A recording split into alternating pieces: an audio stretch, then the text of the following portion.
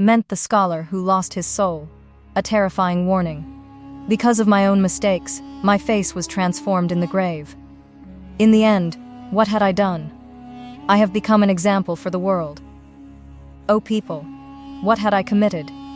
O people, my story is filled with immense sorrow. You must watch my video until the end. After all, can a man of God commit such a sin? What sin did this man of God commit? What was the punishment he received? What was the act that became the cause of his destruction? Surely, he must have done something for which a horrific punishment descended upon him in the grave, and his face became like that of a witch. Stay with us to know the full story. Share this video as Sadaka Jariyah with your dear friends. And don't forget to like the video. The shadow behind the white mask. This is the story of that man of God upon whom the torment of the grave descended. He was the man whose white beard was the identity of respect in his neighborhood, but hidden behind that whiteness was a deep, black kingdom that was hollowing out his soul from within. This kingdom was not of sin or disbelief, but a path he chose himself when he laid down his weapons before hunger. Hafiz Sahib was lying on his jute bed that night. His throat held a tasbih, but his fingers were restless. His stomach was empty. It was the third day of starvation. His wife Fatima sat silently in a corner. Her eyes were wet but filled with silent accusations. Both knew that no way out would appear tomorrow. Hafiz Sahib would try again. Surely, some sustenance would come from the house of the Lord. Even a small job in a madrasa or accounting work would do. Hafiz Sahib took a deep breath. A breath that seemed to get stuck inside. You know, Fatima, whatever I touch turns to ash. It's as if destiny itself has turned upside down. Fatima saw a strange restlessness on her husband's face. A restlessness peeking out from behind his mask of piety. What happened, Hafiz Sahib? Since when have you felt this way? Hafiz Sahib looked away. Nothing. I just remembered that day when everything started going the wrong way. Which day? Fatima asked, but received no answer. The encounter in the forest. Hafiz Sahib's mind drifted many years back. A forest, a wounded man, and a glowing amulet. The same amulet that still glittered on his chest but sat like a mountain's weight on his soul. Nothing. You go to sleep. I will perform zikr. But that night, his heart was not in his prayers. His fingers were on the beads, but his mind was in the forest. Every time he closed his eyes, that glowing amulet appeared along with a warning. Never remove this from your neck, or this spirit Nawa will take your life. Morning came.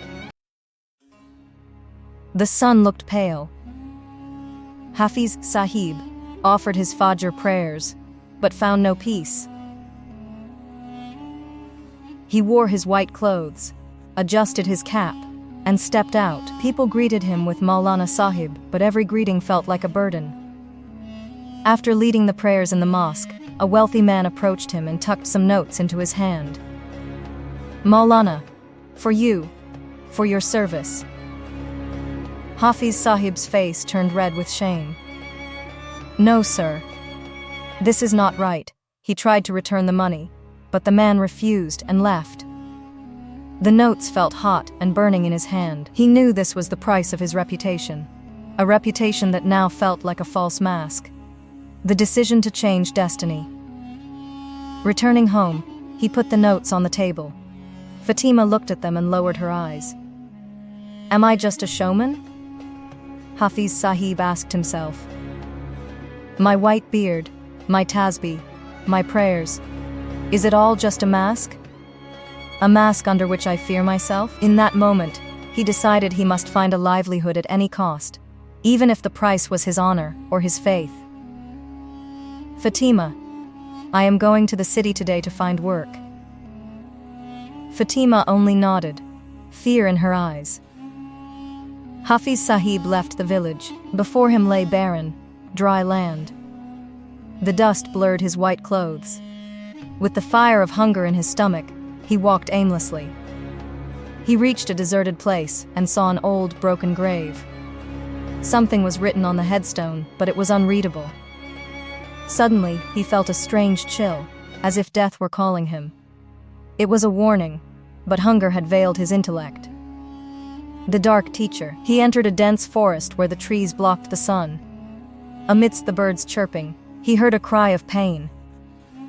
He found a man leaning against a tree, his leg bleeding. Wild boar tracks were nearby. The man was semi-conscious. Humanity called to Hafiz Sahib.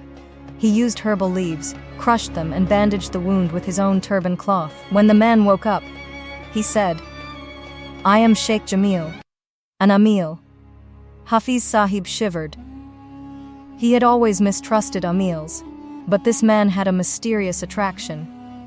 Jamil gave him some money and said, "Meet me at the edge of the forest tomorrow. I will teach you work that will change your life."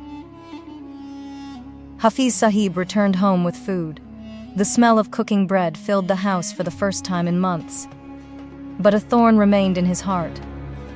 Is this haram me? He wondered, but then he remembered the hunger and Fatima's pale face. He decided to go. The covenant of darkness. At Jamil's hut, the air was heavy with the smell of sulfur and flowers. Jamil laid out the conditions. This path is of solitude. You must separate from your wife and children. I will teach you knowledge through which whatever you desire will come in your dreams. But every ritual will put your life in danger. Thinking of his poverty, Hafiz Sahib said, "I am ready." This was the moment a man of God decided his own fate by surrendering to hunger and choosing the dark path under his white beard. This was the start of the countdown toward his grave torment. He stayed at the hut. He saw women coming to get their husbands back through magic. He saw Jamil take their gifts. On a lunar eclipse, Jamil asked him to sacrifice a black goat. Hafiz Sahib's hands trembled, but Jamil mocked him, "Then go back and starve." Hafiz Sahib closed his eyes and struck. That was the first death, the death of his conscience, the glitter of haram wealth. A year passed. Hafiz Sahib became skilled. Jamil gave him the final reward, a brass amulet. This is your wage. A powerful spirit is bound within it. You can do anything with it, but never take it off. Hafiz Sahib returned to his village as a wealthy peer. He began his life of deception. He tricked a couple into giving their life savings 10 lakh, promising to double it. Instead, he vanished with the money, leaving them with a bag of ashes. The old woman died of a heart attack, and the man went mad. The orphan, he used magic and false lawsuits to snatch a small shop from an orphan boy, leaving him on the street. The wealthy man, he performed a dark ritual for a man desiring an heir. A child was born, but it was disabled. The price of the dark magic. The final fall. Despite the wealth, his nights were a living hell. He saw his victims in his dreams. One morning, he woke up to find the amulet missing. Panic-stricken, he fled to the old graveyard. The spirit, Samanallahu, appeared in a horrific form. "You imprisoned me. Now it's my turn." Hafiz Sahib collapsed against a grave, his eyes open but lifeless. He was buried in a nameless grave.